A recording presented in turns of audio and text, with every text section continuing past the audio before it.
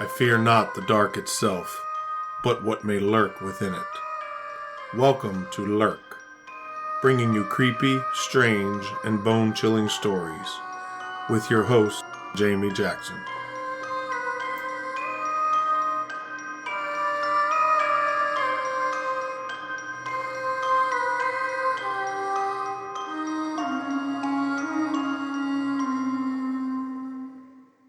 Hey Lurkers, welcome back to another eerie stretch of our Haunted Trail series.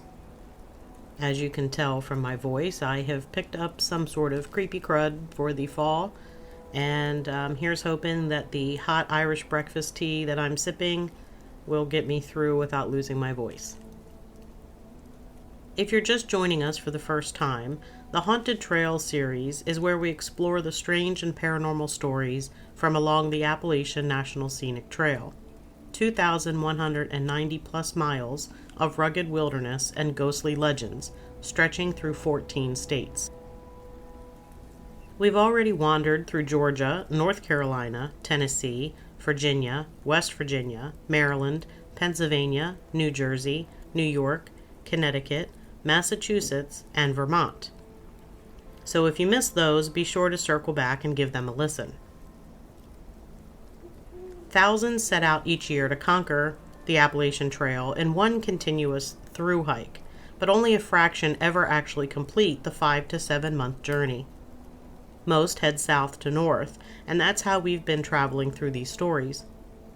Today we're continuing northward into the rugged granite spine of the Granite State, New Hampshire.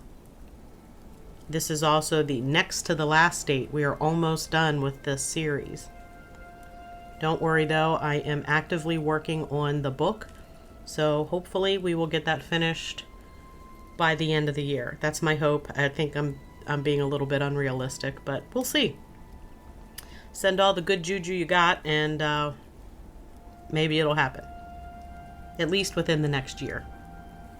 New Hampshire, where the White Mountains loom, the weather can turn deadly in an instant, and the line between natural danger and the supernatural feels especially thin.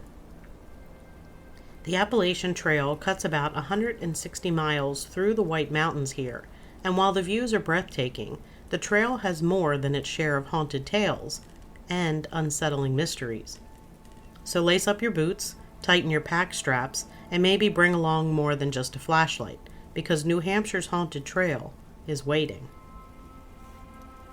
The first stop on the trail as we enter New Hampshire from Vermont is the town of Hanover, home of Dartmouth College. Dartmouth College is a private Ivy League research university in Hanover, New Hampshire, United States.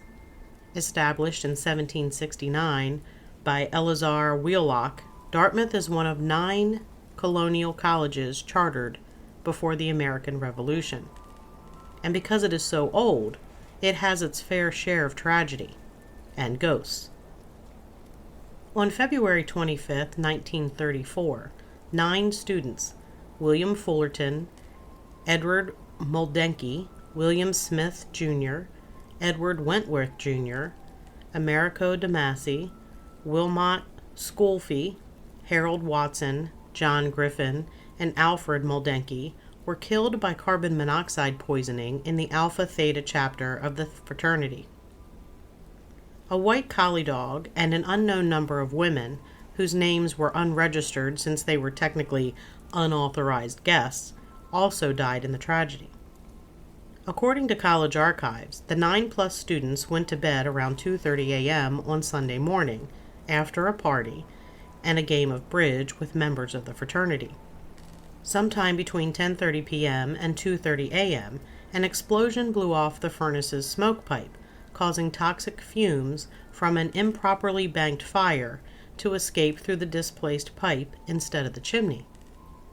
A member heard the explosion, closed the boiler room door, and went back to sleep. This decision resulted in the college's most deadly tragedy to date. Later, around 4:30 p.m. the next day, janitor Merton Little discovered the dead students. Off-campus, media outlets such as the New York Times, the Boston Globe, the Associated Press, and more spread the news nationwide. In Hanover, many came to believe the house was haunted by the dead fraternity brothers. The tragedy and the ensuing ghost stories led them to raze the house to the ground and start from scratch. Except for one really creepy section of the foundation, which now houses the basement laundry room, the original house was entirely destroyed. However, the remodeled version looks quite similar to the original. After its renovation, the house underwent several structural changes in the following years. Despite its various changes, residents of Alpha Theta maintain that the space, especially the section that escaped the razing, remains haunted.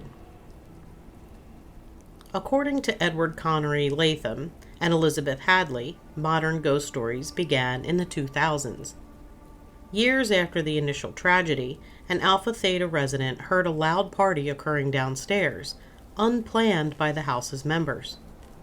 After going down to investigate, the resident saw a group of people dancing in the basement, but the scene promptly disappeared when he brought other Alpha Theta members to confirm.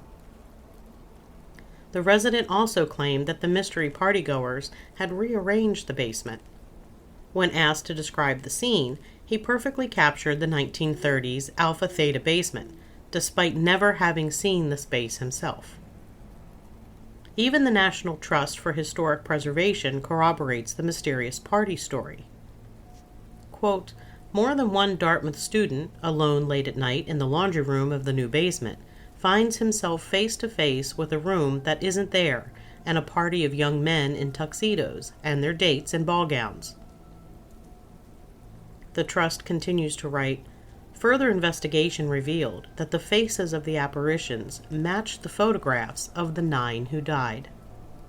In fact, the incident landed the Alpha Theta on the American National Registry of Haunted Locations.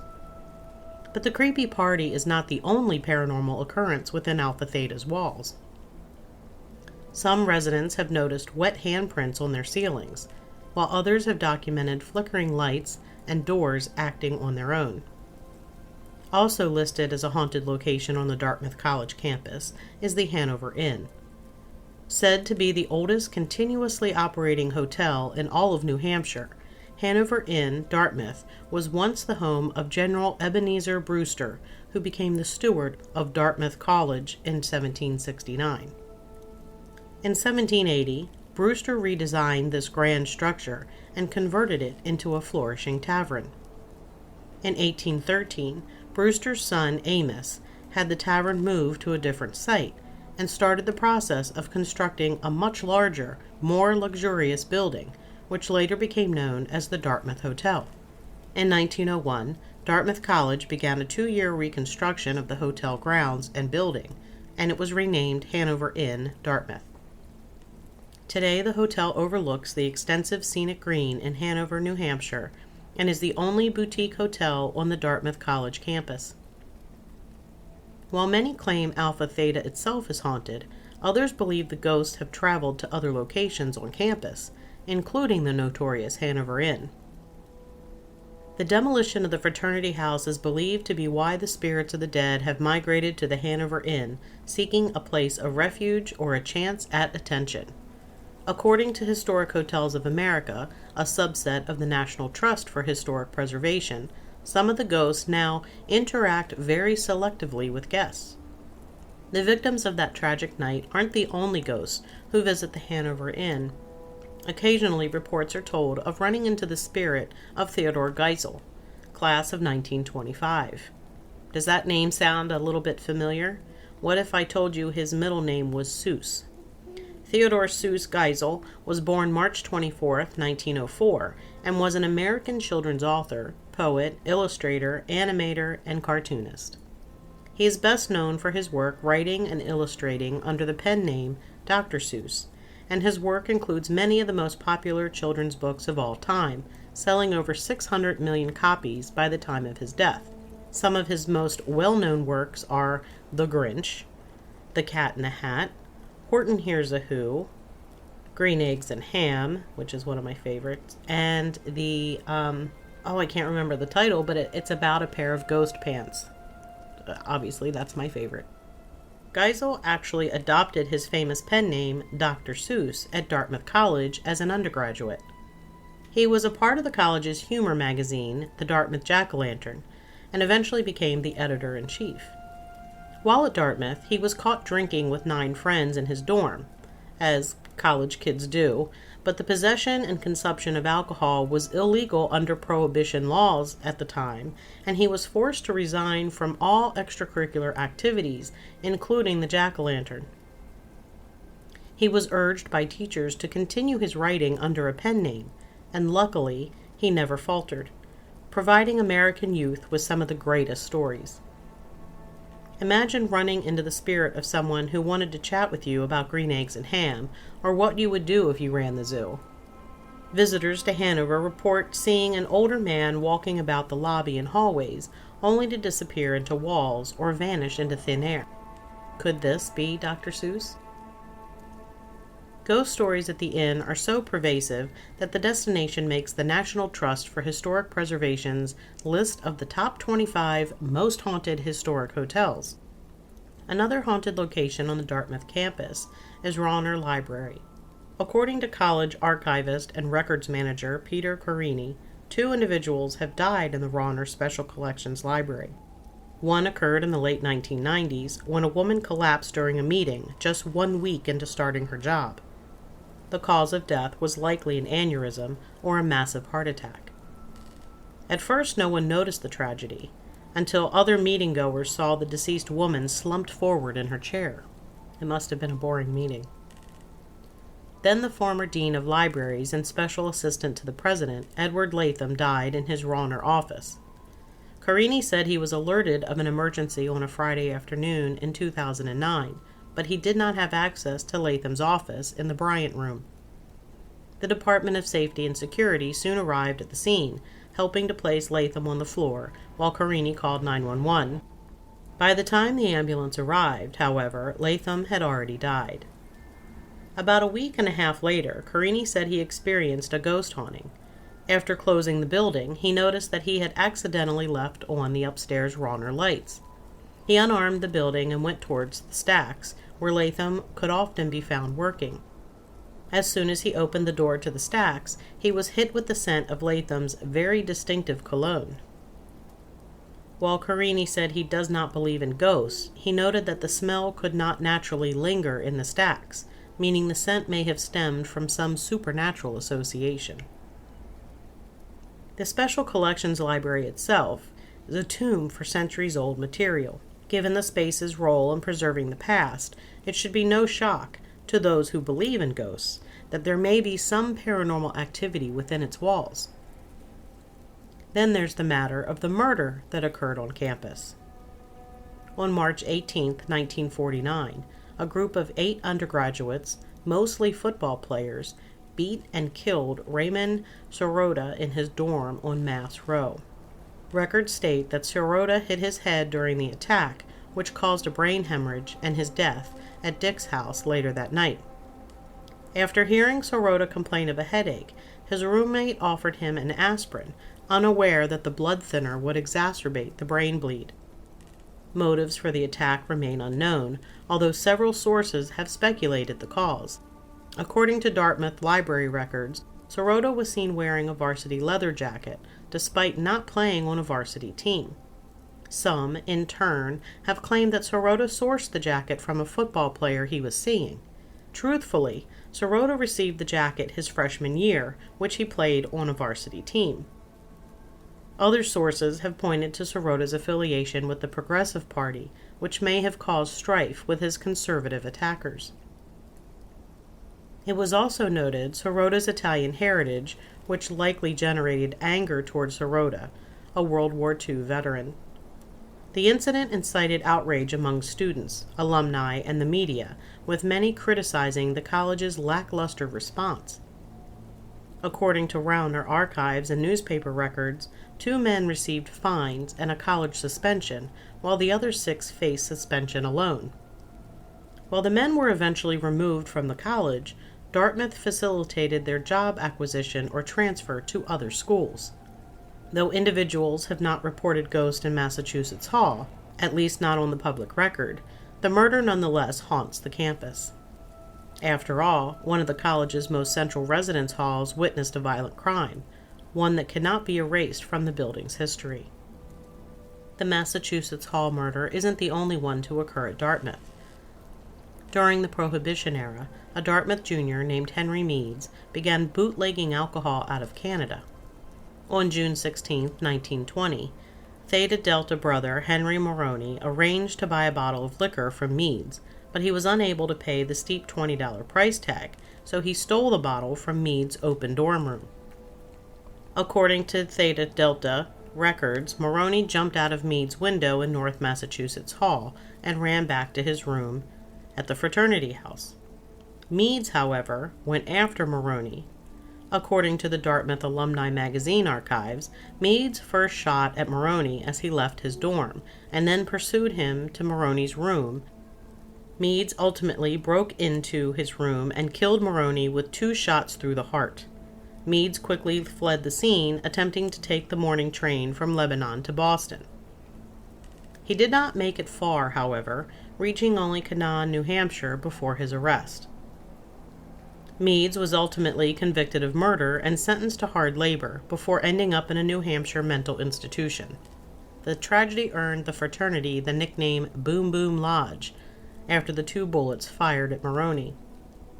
According to fraternity member Justin Perry, brothers continued to wear their Boom Boom Lodge merchandise to fraternity meetings and around campus, with many others referring to the fraternity as the Lodge. Meads was known around town for shooting at people. In fact, he had shot and killed another student a few years earlier. We're continuing north. Continuing north, we come to Mount Moosilauke. Mount Moosilauke is a 4,802-foot high mountain at the southwestern end of the White Mountains in the town of Benton, New Hampshire. It is the 10th highest and most southwesterly of the 4,000-foot summits in the White Mountains. The Appalachian Trail passes over the mountain. It is sometimes referred to as the Gentle Giant. The name Moosilauke is derived from the Abenaki language. The most common translation is Bald Place. However, place names from the Algonquin languages is often quite uncertain, and other possible translations of Moosilauke include at the place of ferns, at the smooth place on the summit, and Good Moose Place along the brook. I think Good Moose Place along the brook is probably what they're saying. That's my opinion. A man named Daniel Welch was hiking one day, but never reached his destination, nor was he ever seen or heard from again, at least not alive. There's a story that says he strayed from the trail and into the woods and perished. Now his crazed ghost wanders the area. Hunters have told tales about how no one ever stops at the gorge at night without experiencing a haunted or weird feeling. Some have heard Daniel Welch just at nightfall calling for help from the gorge, and a few have seen his pale-colored ghost gliding silently through the trees. Another legend of Mount Moosilauke surrounds a man by the name of Doc Benton. Thomas Benton was born in the early 1800s in a town near Hanover, New Hampshire. He attended medical school at the University of Heidelberg in Germany and befriended a man named Dr. Stockmeyer. Dr. Stockmeyer took Tom under his wing during university. Tom inherited a chest and books from his mentor when he passed away. Thomas Benton eventually became the most respected doctor in New Hampshire. He seemed to be able to heal any patient, that is, any patient except for one. In 1816, his fiancée got typhoid fever. Unable to cure her, she ended up dying in Tom's arms. Grief-stricken, Tom moved to a cabin on Mount Moosilauke. All he took with him were his former mentor's books and chest. Apparently, his mentor had been working on a secret project about the secret of eternal life. Tom was determined to defeat death, so he continued Dr. Stockmeyer's work. About that time, strange things started happening on the mountain. Farm animals began turning up dead. Their corpses were completely unmarked, except for a single small wound behind the left ear. The body of a young man was stolen from the undertaker, and later discovered on the mountain. His body also had the strange wound behind his left ear. The locals did not like the killing of their livestock or the grave robbing, so a group went to confront him about what was going on. When they got to his cabin, they discovered that he had run off into the woods. They speculated that he must have been driven mad with grief. It wasn't too long after that the daughter of a local farmer went missing. Searchers followed footprints to the tunnel ravine. Standing there was Thomas Benton holding the girl. He threw the child to the ground below, screaming. It's said that he is still alive and still roams the mountain, looking for people to use for his eternal life experiments. It's important to note that the area of the brain known as the cerebellum is located in the area behind the left ear. Perhaps eating that plays a role in Doc Benton's everlasting life. Mount Moosilauke is also the site of a plane crash. January 14, 1942, just 5 weeks after the attack on Pearl Harbor, a B-18 bomber tragically crashed on Mount Moosilauke. During World War II, the bomber was one of the planes assigned to patrol the East Coast. It wasn't uncommon for German U-boats to pop up in the shipping lanes, trying to cause problems. During its return, the bomber ended up flying into a storm. There were blizzard conditions, and the plane was consumed. The 7-man crew lost their bearings due to the whiteout conditions. During a break in the clouds, they spotted city lights below. Thinking they were over Providence, Rhode Island, they set their course for an airfield in nearby Massachusetts. Unfortunately, they weren't seeing Rhode Island, they were actually seeing Concord, New Hampshire. They dropped their altitude to prepare for landing at the airfield, but they were headed for the White Mountains. The plane began clipping the tops of trees before crashing into the mountain. There were 3 explosions as the plane caught fire, and a bomb and fuel tank exploded. The local townspeople rushed to form a rescue mission and made their way to the crash site up the mountain in the blinding storm. Of the 7-man crew, 5 were saved, and 2 perished. The fast response of the local people was key to saving the 5 men. Today, the pieces of the wreckage still sit exactly where they came to rest on that fateful night.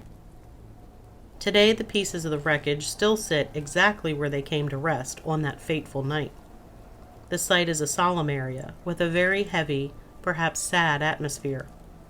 Sometimes in the evening, right before nightfall, you can just make out the figures of 2 men watching over the site from the trees. Moving north, we come to Franconia Notch, once home to the iconic Old Man of the Mountain. Even before the stone profile collapsed in 2003, hikers spoke of strange lights along the cliffs and shadowy figures appearing in the fog. Some say the old man still watches the valley, his spirit etched into the rock long after the granite fell. Others tell of large humanoid shapes in the forest, seen briefly between trees, then gone as quickly as they appeared. It's a place where beauty and unease live side by side, leaving visitors with the uncanny sense that they aren't alone. At Big Rock Camping Area off the Kankamagus Highway, Lincoln, just south of Franconia Notch State Park, there was a 2003 report to the Bigfoot Field Researchers Organization. 4 campers were awakened around 2 a.m. by a very loud, nearby series of whoop-style calls, with a fainter answering call at a distance. The reporting witness compared known wildlife recordings and felt that it didn't match. A BFRO investigator logged it as a Class B, credible but indirect, audio not a sighting. The BFRO says they've collected a backlog of New Hampshire reports and even claimed that a path along Franconia Ridge exists on the AT. There's also a 2001 Grafton County Winter Track Find report. Together these establish at least some local testimony of strange nighttime vocalizations in the Lincoln-Franconia area.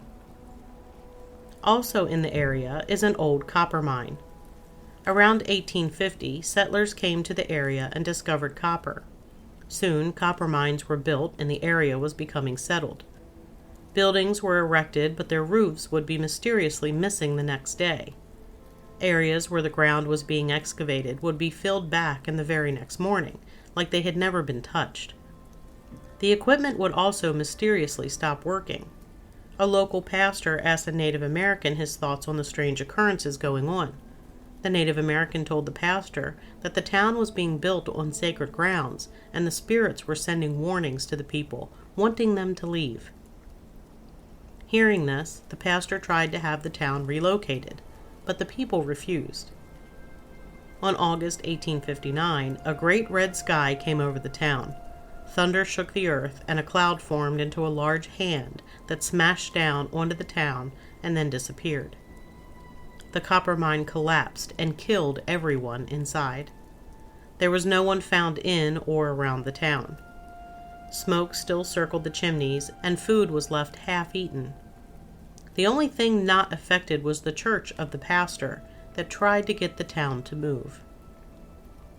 Later, the mining company wanted to reopen the mine, but no one was willing to work there. Franconia Notch was also the setting for the Betty and Barney Hill UFO abduction. We covered that abduction in episode 24, and I highly recommend listening to the episode for an in-depth look at what happened. Basically, the Hills were driving through Franconia Notch near the Indian Head Resort. They spotted strange lights in the night sky that descended and hovered up close. Through large windows, they believed they saw humanoid figures inside. Shockingly, they reported losing 2 hours of time, a classic sign of alien abduction scenario. Today, a mural at the local gas station and a historical marker on Route 3 commemorate this unsettling encounter. Additionally, a MUFON investigator, active since 2013, revealed that 80% of UFO cases he's investigated in New Hampshire occurred around Franconia Notch. Witnesses commonly describe orbs or triangular craft with 3 glowing lights beneath. That wraps up part 1, surprise, this is a 2-parter, of our journey into the paranormal stories from along the Appalachian Trail in New Hampshire. From ghostly whispers in the mountains to UFOs, these tales remind us that the wilderness holds more than just natural beauty. It also holds secrets. Be sure to join me for part 2, where we'll travel even deeper into the haunted history of the trail.